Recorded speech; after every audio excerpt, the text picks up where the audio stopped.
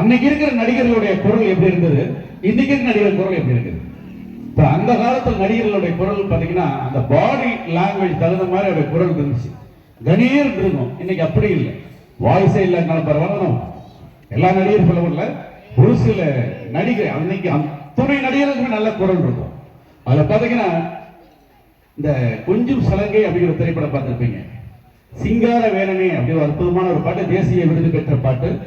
அந்த பாட்டு நல்லா பாடிட்டு ஜெமினி கணேசன் வந்து ஷாண்டா உட்கார், ஏன் பாட்டை நிறுத்தி விட்டார், உனது இசை என்ற இந்த வெள்ளத்தில் நீந்துவதற்கு ஓடோடு உன்னை ஏமாற்றாதே சாந்தா, பாடு சாந்தா. இந்த டைலாக ஒரு சில நடிகர்களை பேசின விஷயம் கற்பனை. அதுல அந்த காலத்து ஒரு நல்ல அற்புதமான குரல் பலம் படைத்த ஒரு நடிகர் S A. Asokan, M R. Radha, Nambiar, T S. Balaiah, இது குரலை பேசி இன்னைக்கு நடிகர் குரலை உங்களுக்கு பேச போறேன். பரவாயில்ல, மானிட்டர் நான் இப்படிதான் சார், மானிட்டரிங்கிறது வந்து எனக்கு ஃபீட்பேக் வேணும். நான் பேசுற குரல் எனக்கே நல்லா இருந்தா தான் நான் இது பண்றேன். ஒரு ஸ்டேஜில் போய் தம்பி மானிட்டரே இல்லையாங்க, இல்ல நெப்போலியன் இருக்கிறது காமிச்சிட்டாங்க, நல்லா இருக்கேன் மானிட்டர், சூப்பர். இப்போ அந்த காலத்துல நடிகர் ஃபர்ஸ்ட் அசோகன், எஸ்.ஏ. அசோகன், அந்த பாடி லாங்குவேஜ், அந்த உடல் மொழியோட அந்த குரல் பாருங்க, அந்த சாந்தா அந்த டயலாக் எப்படி பேசுறான்னு பார்ப்போம். இது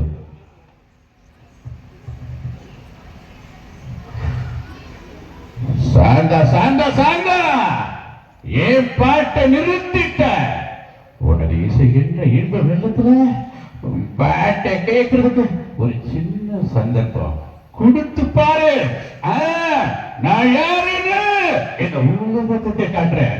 சாந்தா சாந்தா, நீ ஒரு கான குயில் நாதசுரத்துல ஒரு மகா மேல நம்மளை யாராவது தொந்தரவு கொடுத்தா அவன் தலையை பிச்சு காக்காய்க்கு போட்டுருவேன், அவன் உடம்ப யானை மிதிக்கிற மாதிரி மிதிச்சு நசிக்கிடுவேன், நசிக்கு.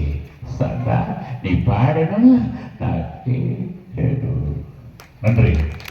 இன்றைய அசோகன் இது எம்.என். நம்பியார் எப்படி பேசியிருப்பார்னா,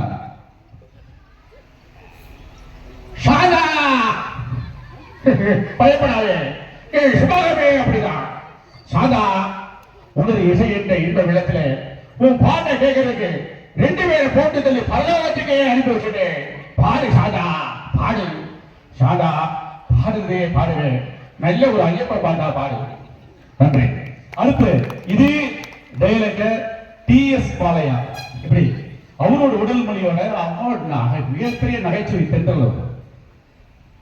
அடரகடே சாந்தாவ உட்காரமா உட்காரமா உட்காரமா, இந்த பகவன்னா சாந்தா, உனது இசை என்ற இந்த வெள்ளத்துல உன் பாட்ட கேட்கறதை குடுக்குறதுன்னு ஓடுறது நெஞ்சு சும்மா படபடமா துடிக்குதம்மா துடிக்குதம்மா துடிக்குதம்மா.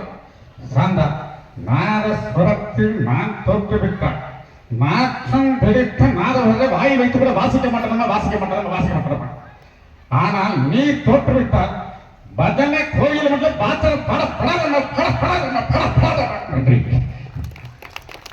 அடுத்து இது வசனத்தை யாருன்னு கேட்டீங்கன்னா, நம்ம அற்புதமான நடிகரில் எம்.ஆர். ராதா இந்த வசனத்தை எப்படி பேசியிருப்பார் உடல் மொழியோட.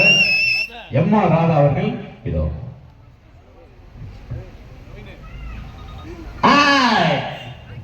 சாந்தா, ஏன் பாட்டை ஸ்டாப் பண்ணிட்ட,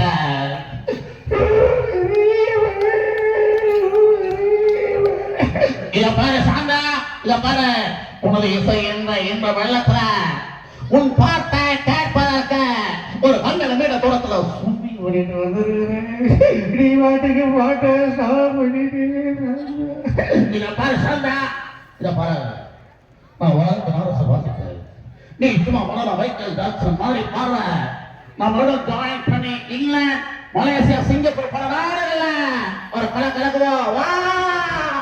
நன்றி.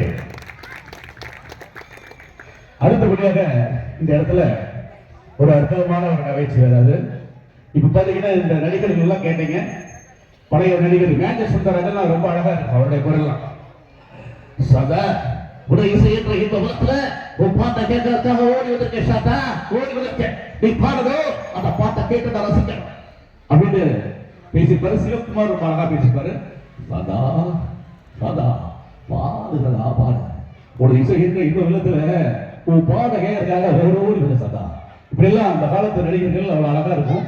ஆனா இன்னைக்கு இருக்கிற நடிகர் பாத்தீங்கன்னா ரொம்ப ஈஸி. இப்போ நம்ம ஸ்டூடெண்ட் யாராவது வராங்களா பாருங்க, ஒரு குரல் புது நடிகர் குரல் எல்லாம் இவ்வளவு ஈஸியா பேச வைக்கிறேன். யாராவது மிமிக்ரி பண்ற டேலண்ட் இருக்கா? சரி, பண்ணாட்டாலும் பண்ண ஆசை தான். வாங்க பார்த்த மீனி வா வா சிலம்பம். இப்போ தம்பி என்னப்பா வாங்க தம்பி. நடிகர் விஜய் சேதுபதி தெரியுமா? ஜி ஜி பாத்தியா, இதான் எல்லாருமே விஜய் சேதுபதி பேசுறாங்க பாருங்க சார். அந்த கேர்ள்ஸ் ரொம்ப சூப்பரா இருக்குமா?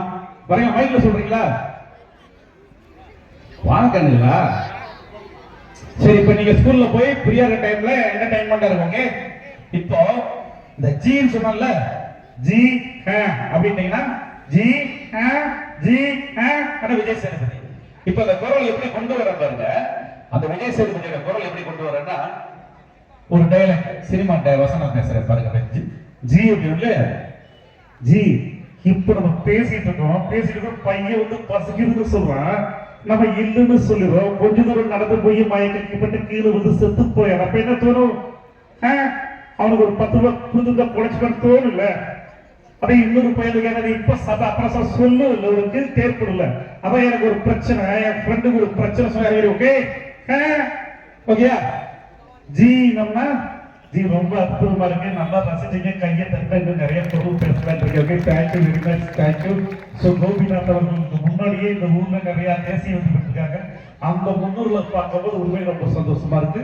இது வந்து பாத்தீங்கன்னா நம்ம குடியாத்தம் கிராமத்துக்கு வந்து மிகப்பெரிய ஒரு வரப்பிரசாதம். இது போன்ற ஆசையில் கிடைக்கிறது. தேங்க்யூ, நன்றி. இப்படி வந்து விஜய் சேதுபதி பேசுவார். இதே வந்து பாத்தீங்கன்னா வேற யார் வேணும்? விஜயா? இப்ப வந்து பாத்தீங்கன்னா ஒரு குரல் ஓப்பனா பேசி அதே குரலை கொண்டுனா யாரும் வராது பாருங்க. இப்ப வந்து பாருங்க, உனக்கு 1000 பிரச்சனை இருக்கலாம், அதை எல்லாம் சால்வ் பண்றது வரல, அதுக்காக உனக்கு காப்பாற்றுறது. இத மாதிரி பிரச்சனை இல்லாத மனுஷனே இல்லை, பிரச்சனை இல்லாத மனுஷனும் இல்லை. சாவ நினைச்சா வரும், சாதனை ஜெயிச்சதான் வரும். வணக்கம் நண்பர், வணக்கம் நண்பி. ஓகே, இதே குரல் அப்படியே முழுங்கணும். அந்த குரலை வெளியே விடக்கூடாது. ஆக்சுவலி என்னங்க பிரச்சனை? பிரச்சனை இல்லாத மனுஷனே இல்லைங்க. இது யாரு? சிம்பு. அவ்வளவுதான். இதே குரல் பாருங்க. எல்லாம் வெளியில மண்ணையில குத்துனது நல்லா இருந்தா செத்தா கூட சொல்லக்கூடாது, அதுதான் நட்பு. எது எப்பயுமே ஐக்கிய நினைக்க கூடாது, ஜெயிக்க நினைக்கணும். இது யாரு? சசிகுமார்.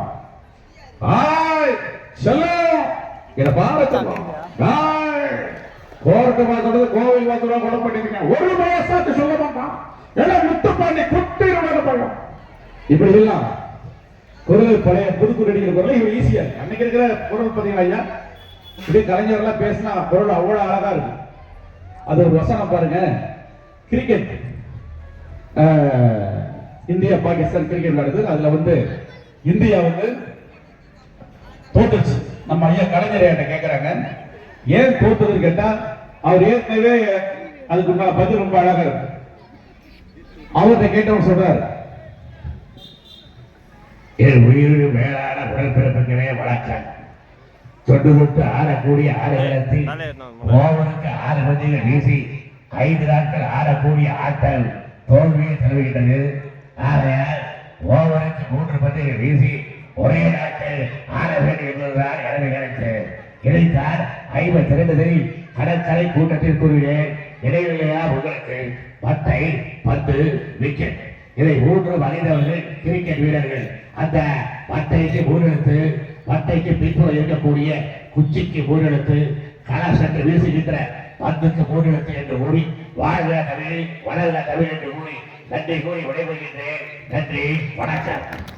கேக்குறாங்க, அவர் போய் பேட்டிங் பண்ணாரு, ஃபர்ஸ்ட் பால் அவுட் ஆயிட்டாரு. தங்கச்சி கேக்குறாங்கன்னா, இந்த இந்தியாவே உலகத்தை நம்பிட்டு இருந்துச்சு, போய் ஃபர்ஸ்ட் பால் அவுட் ஆயிட்டு ஏன்னா அப்படிங்கும் போது அதுக்கு டீராஜ் அந்த அவருடைய குரல் பாருங்க.